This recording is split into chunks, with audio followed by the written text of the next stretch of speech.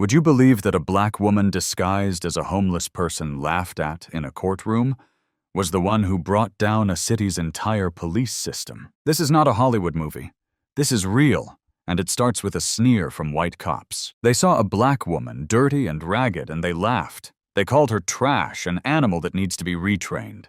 What they didn't know was that the torn jacket hit a microphone, and that woman, an FBI agent who was secretly exposing a system of racism that had existed for decades. This story doesn't just expose the horrors of law enforcement, it's also an indictment of the contemptuous stares, the cruel words, the silence of those who once looked away. And the ending, as she stood up, took off her poverty robe, and pulled out her FBI badge in front of a silent courtroom. Justice began to breathe again. If you believe in truth, in courage, and in not closing your eyes to injustice, subscribe to the channel to hear the full story. No one could remember her name. They remembered her smell, the smell of someone who had lived on the streets too long, where sun and urine mixed in the air and then imprinted themselves on the skin like a layer of memory that could not be washed away. Her hair was as tangled as dry bushes in the wind. Her eyes did not move.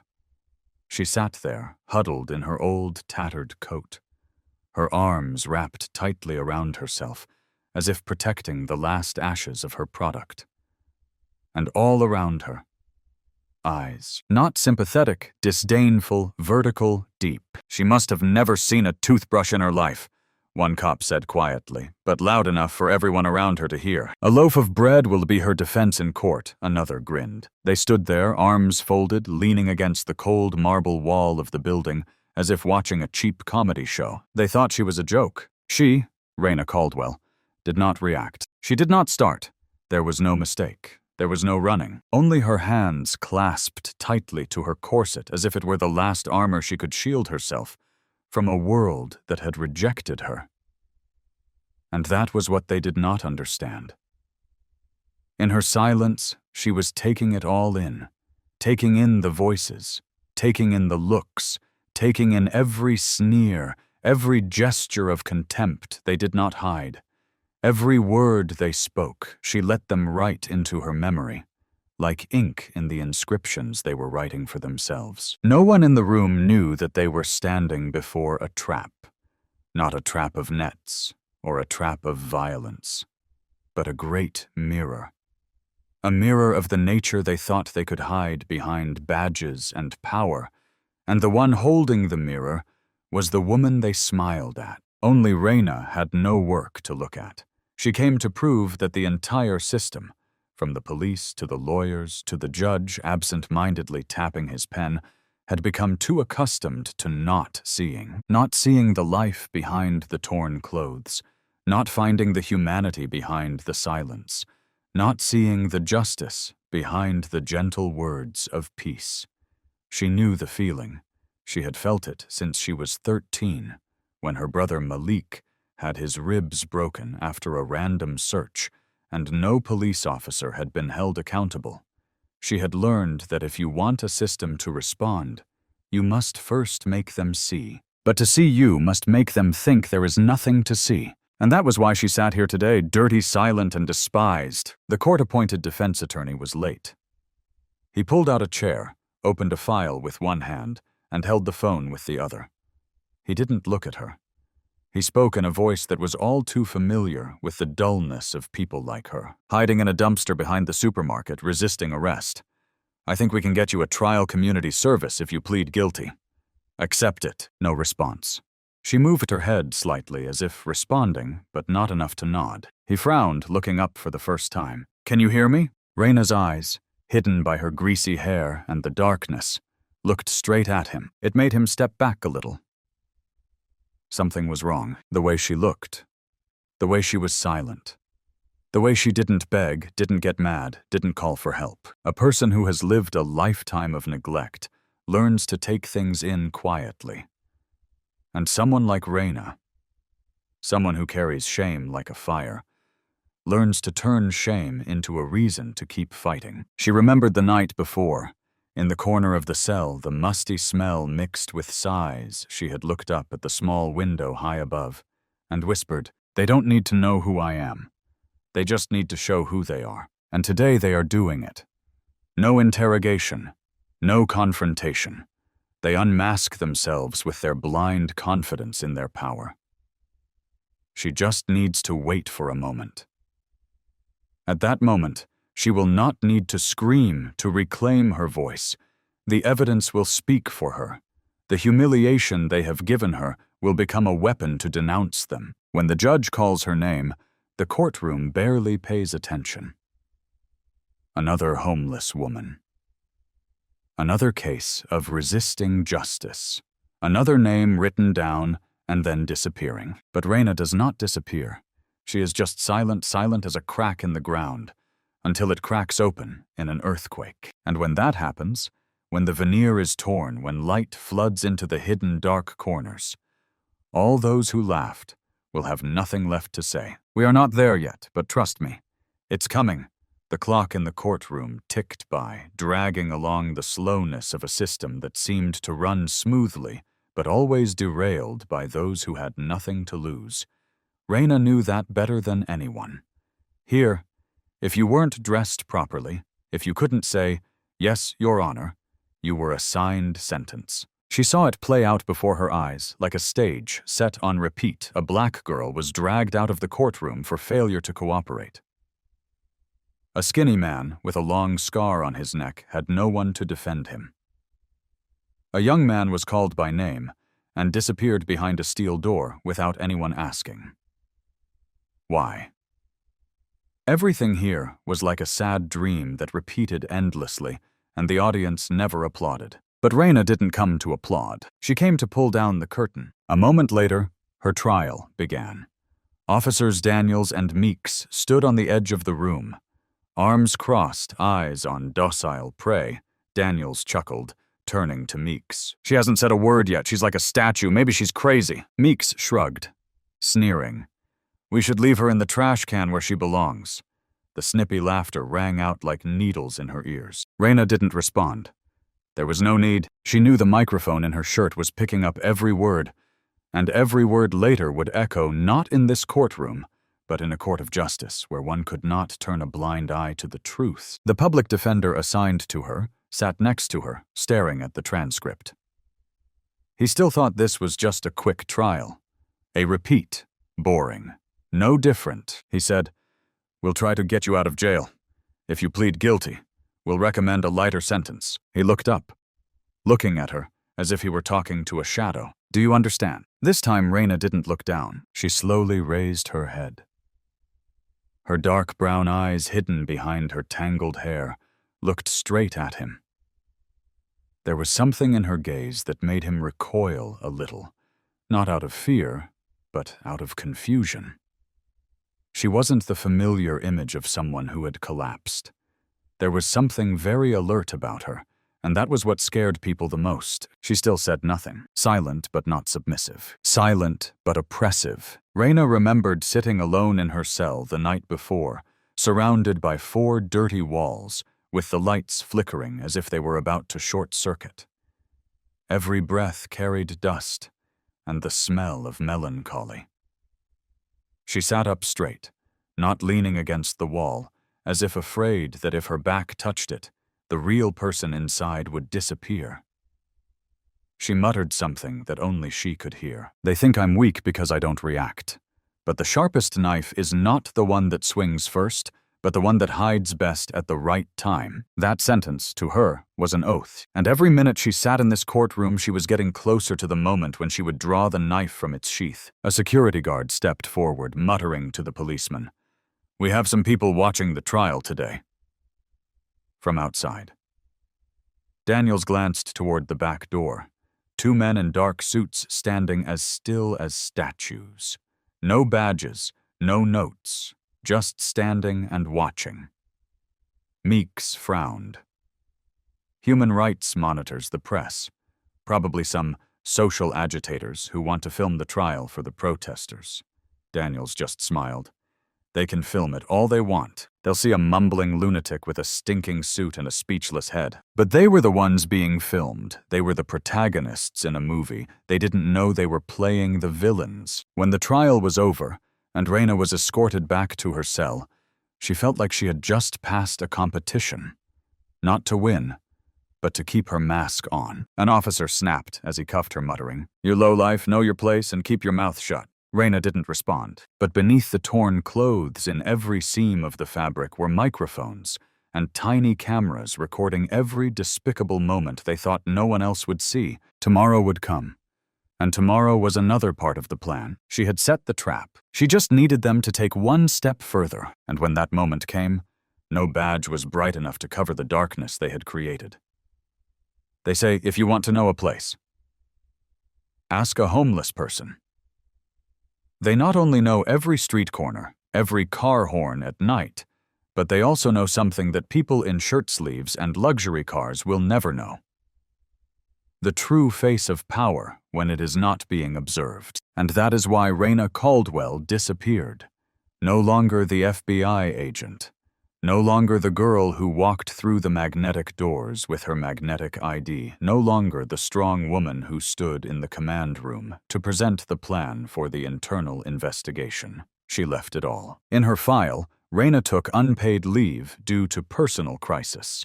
Her internal email automatically returned the message. Out of office. Return date, undetermined. Her apartment was locked, her belongings locked in storage. She left no letters, no friends, no messages to family. She needed them to believe she was really gone, disappeared. Not by going away, but by becoming part of something society didn't bother to name. Reyna started with the disguise. Her hair was cut haphazardly, dyed, left long, and natural, as if it hadn't touched water in weeks. Her clothes were scraps of fabric scavenged from local churches and relief centers. A men's jacket, oversized, frayed at the collar. Shoes with worn soles.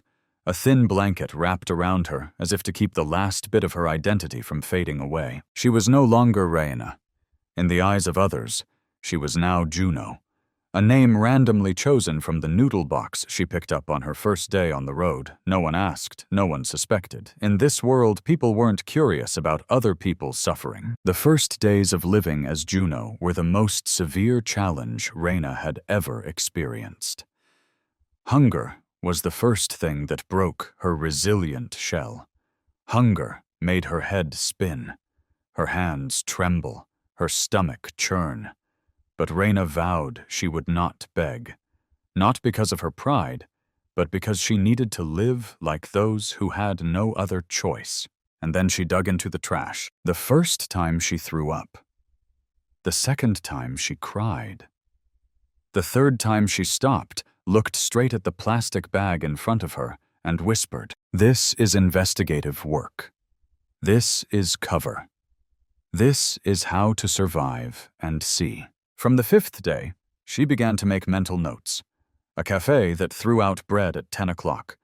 A convenience store that put out expired goods in separate bags, often with milk that hadn't gone bad, a small market that occasionally gave her a banana if she stood still outside the door. But most importantly, she memorized faces, every officer who walked past her as if she were a shadow. She memorized their expressions, the way they talked, the jokes they repeated. Some of them even came back at the same time every day, smoking after-hours cigarettes in the alley behind the police station. There they said things they wouldn't dare say on camera. Did he fall down the stairs? No, I gave him a knee so he'd remember. She lay under the tattered tin roof listening. Every sound was picked up by a tiny microphone, sewn into the hem of her shirt. A transmitter was hidden in the sole of her shoe, a coded signal sent to an unmarked van parked a few blocks away. Ghost. Watch, an operation run by the FBI itself, was operating in secret. Only 3 people knew she was alive. Commander Moreno and 2 signal technicians. Otherwise, even the city had forgotten about Reyna Caldwell. One night, as she lay under the Fremont overpass, she heard screaming.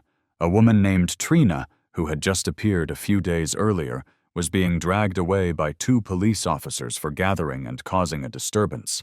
She screamed, begging. One of the officers slammed her head into the car door. The bang echoed, then disappeared as if it had never happened. Raina didn't react right away. Not because she didn't want to, but because the camera in her collar needed a good angle. The next day, she saw Trina again in the jail.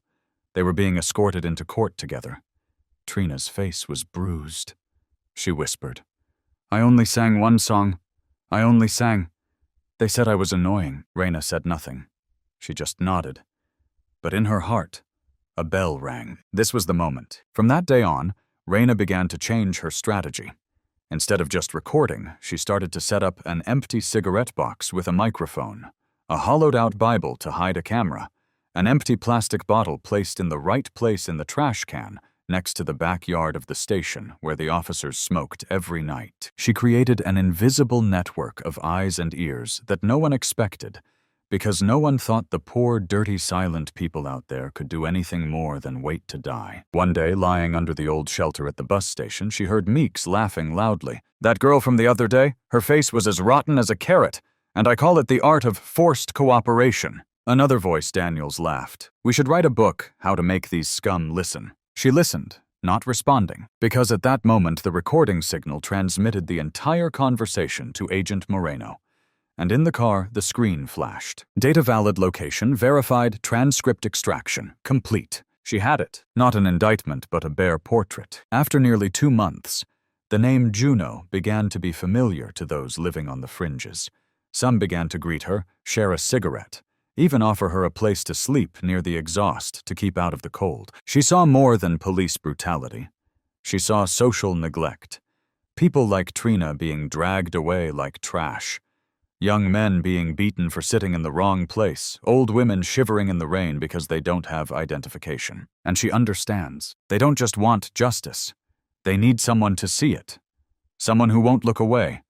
One night after being taken back to the station for the second time, Raina was pushed to the floor of the holding cell. Daniels looked at her, leaned down and whispered in her ear, "You don't know who you're playing with. Don't think you're special. People like you. We clean every day." Raina turned away, but inside her heart was pounding like a drum. "That's right, just show yourself.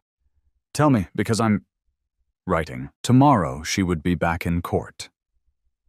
For the 3rd time, and she knew it would be the last time she would sit there as the pariah. After tomorrow, they wouldn't be able to pretend they didn't know who she was. There was something different about the atmosphere in courtroom 2B that morning, not because the lights were brighter, not because the wooden benches were cleaner than usual, but because everyone there carried an unnamed unease, as if the city accustomed to living in mud and indifference had just heard strange footsteps echoing through the old streets. Raina Caldwell entered her feet, shuffling with the habit of someone who didn't want to be noticed. Her shoulders hunched under the weight of her rumpled coat, her hair was still disheveled, partially covering her face, and her eyes, like bottomless pits, were still downcast. But there was one thing no one in the room realized: Raina's every step, every time she was handcuffed. Every contemptuous glance thrown at her, it was all being recorded and being watched. Outside the courthouse, a silver-gray van, unmarked, was parked silently between 2 delivery trucks. Inside was a miniature command center, 3 computer screens, specialized headsets, a real-time positioning system, and signal encryption devices. Agent Moreno sat there, his fingers hovering over the keyboard, his eyes fixed on the screen, displaying the image from the hidden camera in Raina's shirt. He had been monitoring her for 47 days, and today marked Phase 3, closing the trap. On the left screen, the signal read, "Central District Court, Courtroom 2B, Signal Online, 03 targets present." Moreno pressed a code. "Green light, Phase 3 execute." In the courtroom, Raina was seated in the defendant's chair. Her hands were still cuffed, as was the procedure. The public defender, the same one who had been flipping through the files with a bored expression for the past week, flipped through a few pages and said softly, barely concealing his disappointment, "If you don't speak up this time, I'll ask the court to detain you for another week. There's no way to save you." She didn't reply. She just glanced at him, and there was a calmness in his eyes that made the other person shudder. In the corner of the room, Daniels and Meeks stood as usual, arms crossed, eyes impassive. Once again, they were watching Reyna as if she were a stain on the city's clean glass. Daniels nudged Meeks's shoulder, smirking. She looks worse than yesterday. Wonder if she'll open her mouth this time, or if she'll just play the wooden statue game. Meeks nodded, pulling out his phone. Let me film something. The guys at the station love this. Reyna's undershirt camera recorded everything. The mic picked up every word, and out in the van, Moreno pressed the save button. Footage, timestamp 0847. Target Daniels's off-key statement. Reyna still didn't speak, but today she didn't need to speak. Today the voice didn't come from her mouth. It came from the moment. She turned toward the large door at the back of the courtroom. Outside. At that moment, two men in dark suits walked in. No badges, no name tags, but their gait told everyone they weren't there to listen. They were there to finish. The room held its breath for a few seconds. Daniels frowned slightly. Meeks stopped chewing gum. The public defender raised his head, and for the first time in 3 sessions, looked at Reyna for more than 2 seconds. The old judge, sitting on the dais, adjusted his glasses and spoke in a voice that was both annoyed and worried. "Excuse me, gentlemen. We are in the middle of a preliminary hearing. How can I help?" One of them stepped forward, placed a briefcase on the clerk's desk. "We are here on behalf of the Department of Justice, and we request that all proceedings regarding the defendant be adjourned immediately because the defendant is not who you think he is." The air froze. A few people in the room were stunned. A few judges looked down at the transcript, but Daniels and Meeks, they stood as still as statues. It was as if something had broken, not outside the room, but inside them. Reyna stood up, slowly. From inside her rumpled coat, she reached out and opened a small seam on the inside. From there, a neat black wallet emerged. She flipped it open, and in the courtroom light, the FBI badge flashed. Someone gasped. Someone dropped their phone, and the room from the judge to the notary fell into a stunned silence. Reyna, speaking in her first voice in court, said, "I am Special Agent Reyna Caldwell, Federal Bureau of Investigation. I have spent 47 days as a homeless person investigating misconduct, abuse of power, and civil rights violations in West Baltimore, including incidents that occurred in this very courtroom." No one moved. Meeks took a half step back. Daniels whispered, "No way." The Justice Department agent opened the briefcase and pulled out dozens of pages of documents, audio recordings, photos, video clips, internal reports, and even snippets of conversations that the officers themselves had thought no one had heard. The other read aloud, "We have a recording from the night of December 12th, in which Officer Daniels threatens the defendant with racist, hateful, and violent language. We have footage from a hidden camera in the hem of Officer Meeks's shirt, illegally pushing a woman named Trina Harris into a patrol car. We have internal records showing that multiple complaint reports have been edited or deleted from the system." Each word was a slash into a seemingly impenetrable system. The judge stood up. "This is a federal investigation." Reyna looked straight at her. "No, Your Honor, this is a reminder that the justice system cannot choose who to protect and who to ignore." No one in the room laughed. Daniels screamed, "You set us up, you played a traitor." Reyna turned unblinking. "I'm not playing. You guys have lived like this for so long that you think no one is watching. But this time, I recorded everything. And this time, no one can erase the tape. No one can tear up the file." The internal police entered. The DOJ agent issued an immediate suspension. Daniels was taken away. Meeks, pale, did not resist. In the dim light of the courtroom, the silence became testimony. Reyna bent down slowly, folding her old coat. Not like someone leaving a roll, like someone folding a mourning cloth for a dead era. When she walked out of the courtroom, no one called her the stinking girl anymore. Now everyone just called her the truth. When Reyna Caldwell walked out of the Central District Courthouse that day, no one was laughing. No more whispers from the public. No more contemptuous looks from the officers who had treated her like a blemish. No more jeers from those who thought they were the law, the authority, the inviolable. Just stunned, muted eyes, and a silence that felt like the city was holding its breath. A black car met her at the back entrance, quietly pulling out of the center before the crowd could even pour out of the main gate. Inside, Agent Moreno was silent the entire way. He didn't need to say anything. They had traveled a long way together through nights when the only sound was the wind blowing through the cold partitions and moments when the data feeds were unclear, making the team's hearts stop. But now the first round was over, and the real battle had only just begun. Within 24 hours of her stunning courtroom turnabout, Raina Caldwell's name was on every newspaper. The headlines were a whirlwind. FBI agent pretended to be homeless, exposes the dark side of Baltimore police. The truth in the shadows. The woman who was considered invisible. Where did she go? And why didn't she speak up before? On social media, a video of her pulling out her tattered FBI ID card was shared millions of times. Half were admiring. The other half skeptical. Some called her the unsung hero. Others accused her of being a hypocrite who manipulates public opinion emotionally. And between those two waves, the truth became more ambiguous than ever. On the second day, she returned to her old apartment in the north of the city, where everything was as it had been when she left the unwashed china cups. The notebook on the table still open to the last page with the scrawled words, "The goal is not the end. It's the beginning." But as she settled into her familiar chair, the phone rang. "Raina, they're going through the files. An internal group is unhappy. There's an official complaint to the top." Moreno's voice, about what she asked, even though she already knew the answer. Invalid methods, lack of community coordination, using the role of an investigator to create a false situation. He paused for a beat. "They said you became an activist, not an agent." She exhaled softly, her eyes looking out the window. The same scene.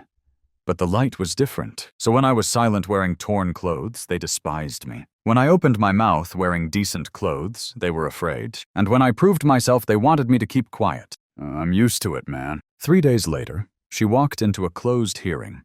No more flashbulbs, no more cheers outside the door. Just 5 people representing the Bureau and the Justice Department, and a stack of hardbound documents tied with red ribbons. "We don't question the results," one began. But the way it was done, it made a lot of people in the system lose faith. "You went too far," Raina replied softly, but each word seemed to be engraved on the wall. "I went far. So the officers who threw a woman against a wall because she was singing in the middle of the night, where did they go? The ones who covered up the cameras, deleted the reports, changed the records, they didn't go far. Or is it because I wasn't in uniform that what I did was worth arguing about?" Another, more stony-faced, tapped his finger on the file. "But you didn't warn the community. You didn't coordinate with the civil society. Because if I did," she said, her eyes unblinking, "they wouldn't be telling the truth. And you wouldn't have this thick file to sit here and discuss." No one said anything more. That night she returned to see Trina Harris, the woman who had been beaten black and blue for singing. Trina now lived in a new place funded by a legal aid program. The room was simple but clean. Trina still had a faint mark on her cheek, but her eyes no longer downcast. They sat together, not saying much. Finally, Trina whispered, "Back then, I thought you were just another person who would look at me and then turn away. But you stayed. You remembered. You showed them. Thank you for that." Raina took Trina's hand. "I didn't just do it for you. I did it for everyone they didn't look at." But not everyone was grateful. A flyer taped to the wall of the West Wing. Raina Caldwell betrayal. Rat trapper of brothers. An anonymous message came through the internal inbox. "If you think you've won, wait until your own trial." At a community meeting she attended, someone stood up and asked loudly, "Who do you think you are to make decisions for us? Where were you when we held meetings, fought every step of the way? Did you come destroy everything and then leave?" Raina did not back down. "I didn't destroy. I just burned something that was already rotten. And now we can either rebuild it together or let it fall again." Moreno met her the next day in the small office next to the investigative file. "Are you okay?" he asked. Raina nodded. "It's just, I'm not used to being a symbol. I just want to do it right." He smiled. "Symbols aren't what you choose. They become what you do when you do things that others don't dare to do." That night on the local radio, a 10-year-old boy was interviewed. When asked, "What do you want to be when you grow up?" He replied, "I want to be like Raina. Not afraid to speak out. Not afraid to get dirty." Elsewhere in a federal prison cell, Daniels sat, his eyes bloodshot. They said he refused a public defender. They said he kept repeating the same thing. "She's not real. She's a nightmare. Something created to destroy us." Perhaps he was right. It's not that Raina isn't real. It's that the truth has never been seen directly by him. Some nights the city was strangely quiet. Not the quiet of peaceful sleep, but the melancholy silence of secrets unspoken. And it was on nights like these that Raina Caldwell felt the price of truth most keenly. She wasn't suspended. She wasn't arrested, but she wasn't welcomed either. No more handshakes in the hallways of FBI headquarters. No more admiring glances in the internal conference room. Now, when she walked in, many avoided eye contact. Some bowed their heads. Others looked at her as if she had betrayed them. Under the fluorescent lights of the office, anonymous messages continued to be taped to the glass doors. "The FBI doesn't need actors. If you want to be an activist, take off your badge first. You're making us targets." She didn't respond. She didn't argue, because she knew anyone who dared to speak out had to learn to stand up to the axe. A week after the announcement of the investigation, the FBI held an internal hearing on the legality and ethics of the entire Ghost Veil operation. The operation she was at the center of. The meeting was closed, but the tension was so intense that the hallways reeked of pressure. Sitting in the middle of the cold, wood-paneled room before people with titles longer than the indictment, Raina kept her gaze level. She made no excuses. She recounted the facts step by step, phase by phase, decision by decision, as if she too were reviewing her own journey. "You knew you couldn't go it alone," said one of the advisors. "Why didn't you work with the community from the beginning?" She looked straight. "Because the truth can't live in a cage with too many opinions. Sometimes the right thing has to start alone." Another asked, "Do you regret it? For the way you did it?" She was silent for a few seconds, then replied, "I only regret not doing it sooner." After the hearing, she walked out into the courtyard behind the headquarters, where the benches were cold, and the old oak trees shed their leaves in showers. There, she met an unexpected person. The young police officer Hall. He was no longer in uniform. Just a young man, his face ashen from sleepless nights and regret. "I stood there," Hall said, his eyes fixed on the ground. "I saw Daniels hit that girl, Trina. I saw it all. But I kept quiet." Raina did not blame. She simply said, "That silence is not the end, it is the beginning." Hall looked up, her eyes red. "So, where do I start again?" "With the truth and with action." A few days later, Hall formally submitted his resignation, but not to give up. He joined a new community coalition formed after the investigation, a coalition of activists, lawyers, and victims of systemic injustice. Raina didn't just open the door for justice to enter the courtroom. She opened the door for a new generation to stand up. Another evening, she was invited to a community meeting at a small church on the city's east side. There were no reporters, no cameras, just a circle of people who had been hurt. The mother of a man who had been wrongly arrested, the sister of a man who had been beaten and broken without a charge, a teenager who had been called trash for simply waiting for his friend outside a convenience store. They didn't ask her harsh questions. They didn't question her. They shared. And for the first time, they heard themselves in the voices of people who had lived their lives. An older man with gray hair and a cane said, "Little girl, I've lived long enough to know what it's like to stand in a courtroom with no one listening, no one believing. Now I see you standing there, making people look, listen, think I don't need anyone to apologize for the past, but I need someone to keep the future from repeating itself." The room fell silent. Not because of sadness, but because it felt like someone was finally listening. Not all was warm, however. The next morning, new graffiti was sprayed on the walls of the FBI headquarters. Raina Caldwell, betraying her comrades, pretending to be a hero to the poor, hypocrite. "Next time you won't be so lucky." Raina looked at the writing, then calmly walked past, not because she wasn't afraid, but because she understood when the truth is threatened, It means it's getting closer to where it needs to be. A message came from Trina that afternoon. I talked to a group of women in the camp. They want to see you, not to cry, but to tell. They said if you can listen, if you can remember, we'll tell you everything. Raina typed back. I'm coming. Not because I'm FBI, but because I'm a person who can't forget pain. That evening, a local radio show aired excerpts of Raina's testimony from the congressional hearing. I don't want to be an image. I don't want to be on TV. I just want a city where people aren't beaten for being poor, or cuffed for singing, or called worthless, just because they don't have a permanent address. A listener called. In her voice trembling, I've been kicked out of my house. I've been arrested for sleeping in the park. But today, listening to her, I felt, for the first time, someone remembered us. At headquarters, the Justice Department representative delivered the final report of the investigation. Raina had not violated any laws or procedures. However, the report recommended that future campaigns consider the social and psychological impact of using impersonators. Moreno smiled. They don't like what you did, but they can't deny the results. Raina replied, her eyes calm. As long as they don't deny the forgotten. That weekend, she and a group of young people organized the first workshop for young people with minor criminal records. People who are often rejected at the first job application. Raina didn't stand on the podium. She sat in the middle of the circle, taking notes, listening. A boy named Malik, 17, looked at her and asked, if I'm wrong, they won't forgive me, but if I'm right, they won't believe me.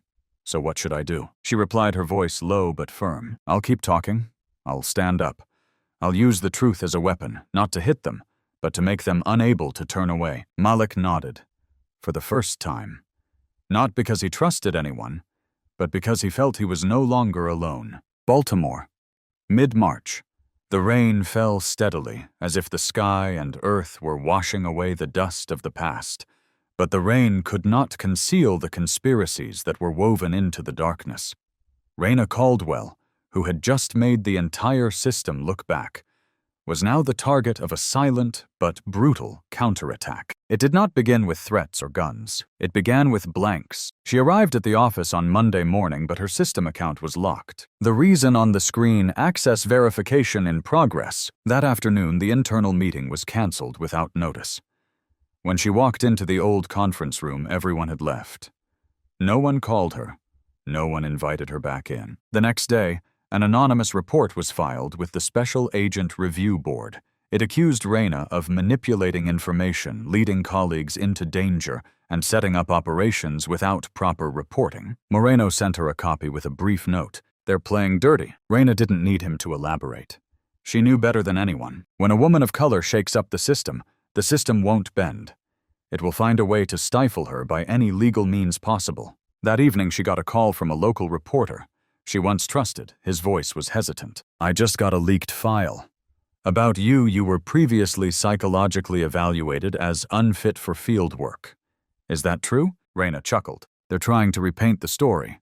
I guess they don't like the truth the way it is. Do you want to answer before they air the news tonight? She was silent for a few seconds. Then she said, let them show it. My truth is not on television. The next morning, the big screen in the middle of the city flashed a bright red headline. Psychologically warned agent goes undercover to expose her own system. Merit or sabotage? On the radio, people were talking. If she disappeared for 47 days without anyone knowing how many other acts have gone undetected, the commentariat began to explode. Are we encouraging internal disobedience? She ripped up the process and could get the FBI sued. Or is this a necessary purge? Raina did not answer any reporters. She walked through the storm quietly. But at some point, even those who had supported her began to waver. At a community meeting, where she had previously been applauded, bitter questions arose. If she was one of us, why didn't she say anything in the first place? Who gave you the right to pretend to be homeless and represent all of us? Are we moving forward? Or are we being dragged into a political game we have no control over? She sat amid the stairs, her hands on her knees, her heart as calm as the surface of the water after a storm. She made no excuses. She said only one thing. I didn't come to represent anyone. I came to tear down a wall. And now, if we're on the other side of that wall, I'm here to listen. After the meeting, a young woman approached her. Her face bore bruises. I don't know who to trust. But I know when you stood there in court they were shaking. For the first time I saw them scared. Raina put her hand on her shoulder gently. Don't put all your trust in me. Trust your voice and protect it. In the midst of the media storm, Raina received an email from the Internal Auditor's Office asking her to appear before the Ghost Veil Review Board. There was no specific reason, but Raina knew this wasn't an evaluation. This was a purge. Moreno met her the day before the meeting. His eyes were as anxious as ever. I'm sorry I tried my best to keep them from dragging you down, but they wanted a model who was just docile enough to represent them. And you're fire, and they're afraid of fire. She smiled, a tired smile, but a determined one. If they were afraid of fire, they shouldn't have let the dust pile up like this. The hearing was held in the 5th floor auditorium, the same place Raina had sat through so many pointless meetings. Now she was there again, but she wasn't a colleague. She was the target. They made each accusation, overreach, creating a situation, damaging the Bureau's reputation. She didn't deny anything. She looked straight at each person on the board. If the allegations are true, then why are you using evidence from my own campaign to suspend errant officers? If my actions were dangerous, why are more than 30 victims getting their rights back today? The room was dead silent. As she walked out of the conference room, she saw a group of reporters waiting. For the first time in weeks, she stopped. She looked straight into the camera. I'm not a hero. I'm not a traitor. I'm just a citizen who can't stay silent any longer. A reporter asked, "Do you think you'll be disciplined?" She replied without blinking. I'm not afraid of losing my title. I'm just afraid that one day the people I protect will turn around and ask me, "You knew, why didn't you do anything?" And I won't have an answer. Later that day, in her empty office, she opened the old memo from before she started the mission. The last line was still there. The truth doesn't need to be accepted. It just needs to be seen. A new email popped up from the Justice Department. Request clarification of all operational procedures. Apply immediately. May consider transfer or suspension. Raina closed her eyes and took a deep breath. She knew the upcoming battle wasn't about proving anything. It was about surviving. Some storms don't come with thunder or torrential rain. They come silently, like mist seeping into your skin, into your heart, into your breath, unnoticed. The storm Raina Caldwell is facing doesn't come in the form of an enemy, but in the form of the people who once applauded her. The internal memo went out at 8:13 a.m. Agent Caldwell will be temporarily removed from the field, pending a full investigation into Operation Ghost Veil, effective immediately. No one called her. No one told her. She learned the news from a young colleague who hesitantly sent a text message. I'm sorry, they told me not to talk, but I thought you should know. When Raina walked into her office, the files had been confiscated. The password on her laptop had been changed. Everything that belonged to her, gone, as if it had never existed. And strangely enough, she wasn't angry. It wasn't that she was used to the disguised punishment, but that she had long sensed that the truth always had consequences. But what she didn't expect was the exhaustion that was silently draining her blood. It didn't come from a blow. It came from the repetition of cold looks, harsh comments, and the quiet loneliness after the light of justice. That night, Raina returned to her small apartment. The apartment that she had once considered a refuge after each mission. But now, it had become a place to face her own doubts. She opened her phone.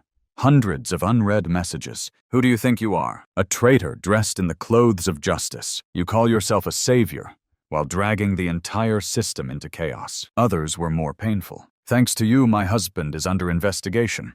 You have destroyed my family. We believed you. She put the phone down on the table, closed her eyes, and for the first time in months, she cried not because she was hurt, but because she felt so alone in what she believed. The next day, she went to the Civic Alliance filing station she had helped found. No badge, no agent title. Just a woman walking into a line of people filing complaints. A young mother stood at the counter holding her 5-year-old son. Her face was pale from lack of sleep. I was kicked out of my house for suing an officer who used to work on the West Precinct. They said I made a scene, but my son saw his father being beaten. Raina stepped forward gently, handing her a piece of paper with the number for legal assistance. She looked up, blinked, and suddenly recognized her. You're the one on TV. The one pretending to be homeless, right? I used to be an agent, Raina replied. Now I just want to help you find the truth for your son. The mother nodded, her eyes welling up, and Raina realized even though she had lost her title, she had never lost her mission. That evening, she received an invitation to attend a closed-door meeting with a small group of young independent media people who had shared the clip exposing her case earlier. A girl with braided hair and glasses spoke up. You were the first person to make us believe that the truth could cut through the dust of tradition. But now they are distorting you. We can't let that continue. A quiet boy added, We want to release a documentary from the perspective of those who have been blinded by the system. And we want your story to be the opening chapter. Raina was silent. For a moment, she seemed to see a small ray of light at the end of the dark hallway. I agree, she said, but I'm not the main character. The main character should be Trina, the boy's mother. Hall, the one who gave up her uniform and became human again. I'm just the one who opened the door. Just as that small light had flashed, another blow came. The state's largest newspaper published a toxic editorial, Raina Caldwell. From model agent to divisive icon. The article described her as ideologically radical, someone who manipulates public opinion through her role, and worst of all, if she can fool the system, who can say she's not fooling the community? The words were like a knife, not because she believed them, but because they would sow seeds of doubt in the people who needed her most. She stepped out into the night. It was drizzling. Passers-by passed by. A boy selling newspapers looked up at her, then asked timidly, Are you the one who pretended to be homeless? She nodded. Do you regret it? The question took her by surprise. Then she bent down to eye level with the boy. Yes, I regret that I couldn't do it sooner so that others wouldn't have to suffer what I saw. The boy was silent. Then he smiled. Thank you. My mother said it was because of you that people started looking at us. That night, Raina sat by the window of her apartment, the yellow light illuminating her tired but unbroken face. A question kept coming back to her mind. If the truth hurts, then what brings us back to life? And in that moment she understood. It is the wound that allows the light to enter. She opened her laptop, opened old files of cases that had been ignored, people that had been forgotten. She no longer wore an FBI badge, but she still had eyes that searched for the truth. There's something that few people say, but anyone who has ever stood alone at the crossroads of truth and loss knows the journey to justice never ends with applause.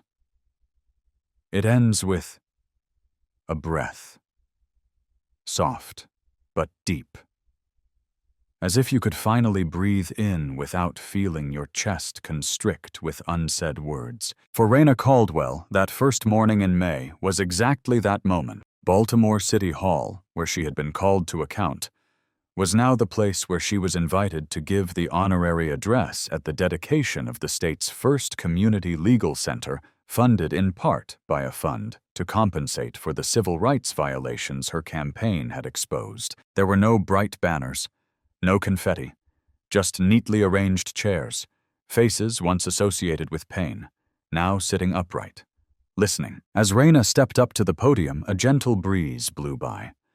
The white shirt she wore billowed gently, like the breath of rebirth. Her voice rang out, not shaky, not high-pitched, not raspy, but steady like the heartbeat of a survivor. I sat in a room like this before, but with my hands cuffed and everyone's eyes on me as if I were a stain on a blank page. And now I stand here, still me, but with my head down, because I don't represent the triumph of the individual.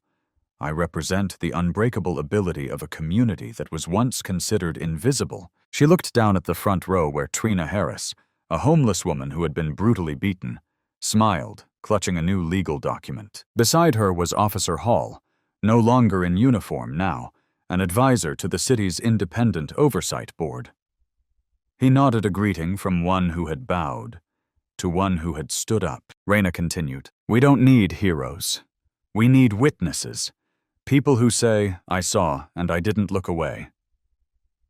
After the ceremony, she didn't stay for the photo.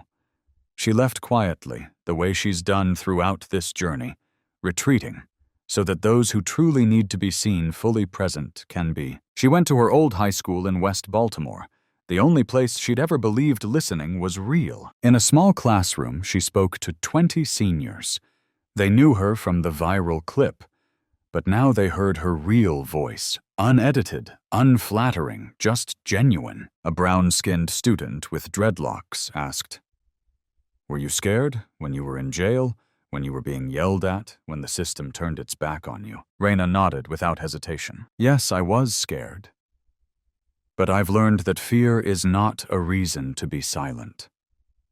It's just a reminder that the truth is so valuable that it makes you tremble." Another student asked, "If you could do it all over again, would you choose this path again?" She looked at the class, then answered with a sentence that made the atmosphere quiet. "I wouldn't do it again, I'll keep going." In the days that followed, the press began to change its tone.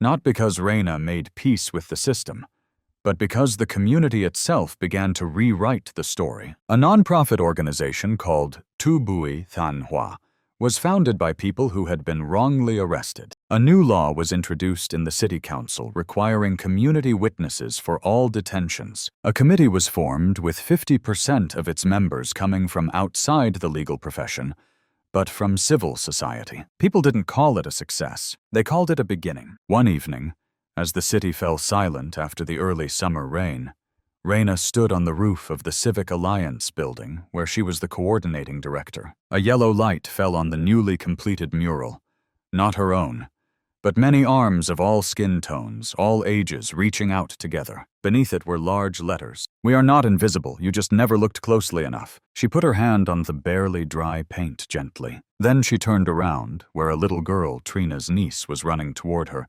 carrying 2 cups of hot cocoa. "Auntie Raina, I heard you were the one who tore off the mask of justice. Is that true?" She smiled, sat down next to the girl, and took the cup of cocoa. "No, I didn't tear anything, I just turned on the light. And when the light came in, the masks fell off." A week later, a letter arrived from the Federal Justice Department. "We are officially nominating Ms. Caldwell as Senior Counsel for the Special Oversight and Reform Program for Law Enforcement Agencies." She didn't respond right away. Instead, she wrote a handwritten letter.